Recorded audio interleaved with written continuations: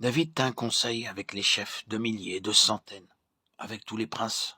Et David dit à toute l'assemblée d'Israël, si vous le trouvez bon et si cela vient de l'Éternel, notre Dieu, envoyons de tous côtés vers nos frères qui restent dans toutes les contrées d'Israël et aussi vers les sacrificateurs et les Lévites dans les villes où sont leurs banlieues, afin qu'ils se réunissent à nous et ramenons auprès de nous l'arche de notre Dieu, car nous ne nous en sommes pas occupés du temps de Saül. Toute l'assemblée décida de faire ainsi, car la chose parut convenable à tout le peuple. David assembla tout Israël depuis le Sichor d'Égypte jusqu'à l'entrée de Hamath pour faire venir de Kiriat Jéarim l'arche de Dieu. Et David avec tout Israël monta à Baala, à Kiriat Jéarim, qui est à Juda, pour faire monter de là l'arche de Dieu, devant laquelle est invoqué le nom de l'Éternel qui réside entre les chérubins. Ils mirent sur un char neuf l'arche de Dieu, qu'ils emportèrent de la maison d'Abinadav. Uza et Ajo conduisaient le char. David et tout Israël dansaient devant Dieu de toute leur force, en chantant et en jouant des harpes, des luttes, des tambourins, des cymbales et des trompettes. Lorsqu'ils furent arrivés à l'ère de Kidon, Uza étendit la main pour saisir l'arche, parce que les bœufs la faisaient pencher. La colère de l'Éternel s'enflamma contre Uza, et l'Éternel le frappa, parce qu'il avait étendu la main sur l'arche. Uza mourut là, devant Dieu. David fut irrité de ce que l'Éternel avait frappé Uza d'un tel châtiment. Et celui a été appelé jusqu'à ce jour Peretz Rouza. David eut peur de Dieu en ce jour-là, et il dit, comment ferai-je entrer chez moi l'arche de Dieu? David ne retira pas l'arche chez lui dans la cité de David, et il la fit conduire dans la maison d'Obed-Édom, de Gath. L'arche de Dieu resta 3 mois dans la maison d'Obed-Édom, dans sa maison, et l'Éternel bénit la maison d'Obed-Édom, et tout ce qui lui appartenait. 1 Chroniques 13, 1-14. Vu de l'extérieur, c'était un acte de grand zèle de ramener l'arche dans la maison de l'Éternel. Selon les opinions des hommes, David pouvait être considéré comme un homme de bien. Pourtant, il agit d'une manière contraire à la parole de Dieu. En effet, dans le livre des Nombres, Dieu avait clairement indiqué de quelle façon l'arche devait être transportée, à savoir au moyen des barres en bois, portées par les sacrificateurs, avec tous les détails. Et il nous est dit de quelle manière les Lévites devaient porter l'arche de l'Alliance. Lorsque l'arche fut prise et ensuite renvoyée dans les champs par les Philistins, ceux-ci utilisèrent leur propre méthode pour la faire retourner vers Israël. L'arche de l'Éternel fut 7 mois dans le pays des Philistins. Et les Philistins appelèrent les prêtres et les devins, et ils dirent, que ferons-nous de l'arche de l'Éternel? Faites-nous connaître de quelle manière nous devons la renvoyer en son lieu. Ils répondirent, si vous renvoyez l'arche de Dieu d'Israël, ne la renvoyez point à vide, mais faites à Dieu un sacrifice de culpabilité.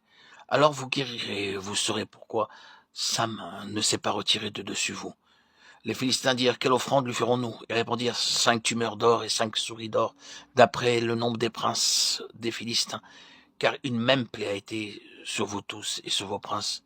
Faites des figures de vos tumeurs et des figures de vos souris qui ravagent le pays, et donnez gloire au Dieu d'Israël.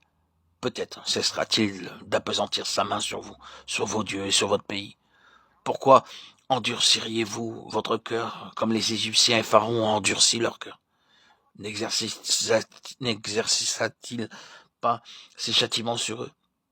Et ne laissèrent-ils pas alors partir les enfants d'Israël? Maintenant, faites un char tout neuf, et prenez 2 vaches qui allaitent et qui n'est point portées. Le joug, attelez les vaches au char, et ramenez à la maison leurs petits qui sont derrière elles. Vous prendrez l'arche de l'Éternel, et vous la mettrez sur le char. Vous placerez à côté d'elle, dans un coffre, les objets d'or que vous donnez à l'Éternel en offrande pour le péché. Puis vous la renverrez, et elle partira. Suivez-la du regard. Si elle monte par le chemin de sa frontière vers Beth-Shemesh, c'est l'Éternel qui nous a fait ce grand mal. Sinon nous saurons que ce n'est pas sa main qui nous a frappés, mais que cela nous est arrivé par hasard. Ces gens firent ainsi, ils prirent 2 vaches qui allaitaient, les attelèrent au char, et ils enfermèrent les petits dans la maison. Ils mirent sur le char l'arche de l'Éternel et le coffre avec les souris d'or et les figures de leur tumeur. Les vaches prirent directement le chemin de Beth-Shemesh. Elles suivirent toujours la même route, en mugissant, et ne se détournèrent ni à sa droite ni à gauche. Les princes des Philistins allèrent derrière elles jusqu'à la frontière de Beth-Shemesh. Les habitants de Beth-Shemesh moissonnaient les blés dans la vallée. Ils levèrent les yeux, aperçurent l'arche et se réjouirent en la voyant. Le char arriva dans le champ de Josué de Beth-Shemesh et s'y arrêta. Il y avait là une grande pierre. On fendit le bois du char et l'on offrit les vaches en holocauste à l'Éternel. Les Lévites descendirent l'arche de l'Éternel, le coffre qui était à côté d'elle et qui contenait les objets d'or, et ils posèrent le tout sur la grande pierre. Les gens de Beth-Shemesh offrirent en ce jour des holocaustes et des sacrifices à l'Éternel. Les 5 princes des Philistins, après avoir vu cela, retournèrent à Écron le même jour. 1 Samuel 6, 1, 16. Dans ce passage, il nous est montré comment l'arche de l'Alliance fut renvoyée par les Philistins vers le pays des Juifs. Ils le firent parce que la colère de Dieu s'était abattue sur eux. Et ces génisses ramenèrent à elles seules l'arche au pays d'Israël. Plus tard, nous constatons malheureusement que David adopta la méthode des Philistins pour amener l'arche à Jérusalem. L'arche est un type et une image du Seigneur Jésus. Elle ne pouvait être portée que par les Lévites et seulement sur leurs épaules. Gouverné par son zèle naturel, David institua un ordre naturel et chargea une escorte militaire d'accompagner l'arche. Au lieu de consulter les Lévites, il tint conseil avec les chefs militaires.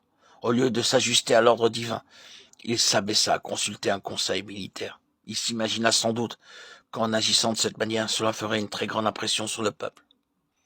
Extérieurement, c'était une très grande procession. Mais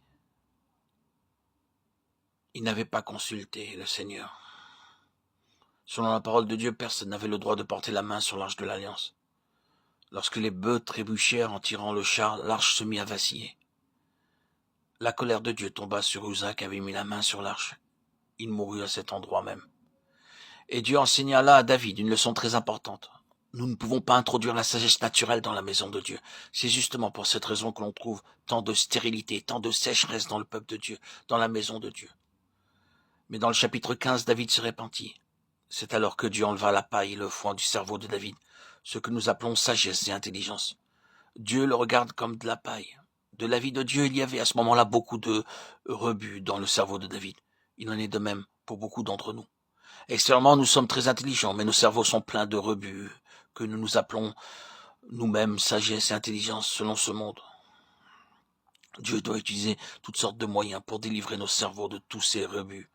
Dans ce but précis, Dieu permit même à Saül de persécuter David pendant plusieurs années jusqu'à ce qu'il ait appris à marcher et à demeurer dans la volonté de Dieu, dans les moindres détails de sa vie. Ainsi David a compris. Et il s'exprime ainsi: nous n'avons pas cherché l'Éternel selon l'ordre établi par lui-même. Il avait appris cette leçon importante, à savoir que notre propre zèle, notre intelligence, notre savoir-faire et notre activité naturelle n'amènent que la mort dans l'œuvre de Dieu. C'est pour cette raison que Dieu avait dû agir avec tant de sévérité d'une façon si douloureuse à l'égard de David. De nos jours, on peut voir de nombreux serviteurs de Dieu qui utilisent de multiples moyens, des expédients mondains pour assembler davantage d'argent, au lieu de dépendre de Dieu, en lui faisant connaître leurs besoins. Ils dépendent de photos, de caméras, de publicités, faisant usage de toutes sortes de moyens naturels pour faire impression sur les gens.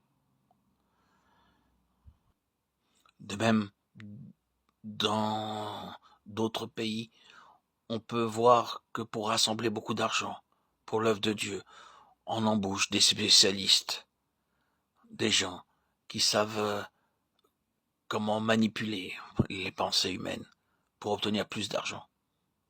Ils ne dépendent pas de Dieu pour obtenir les fonds nécessaires pour l'œuvre du Seigneur.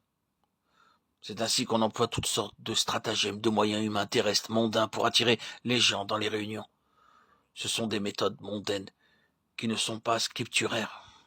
Ils n'utilisent pas la parole de Dieu et les méthodes de Dieu pour exercer leur ministère. Et toutes ces méthodes n'auront pour finalité que ruine, échec, déception, désolation.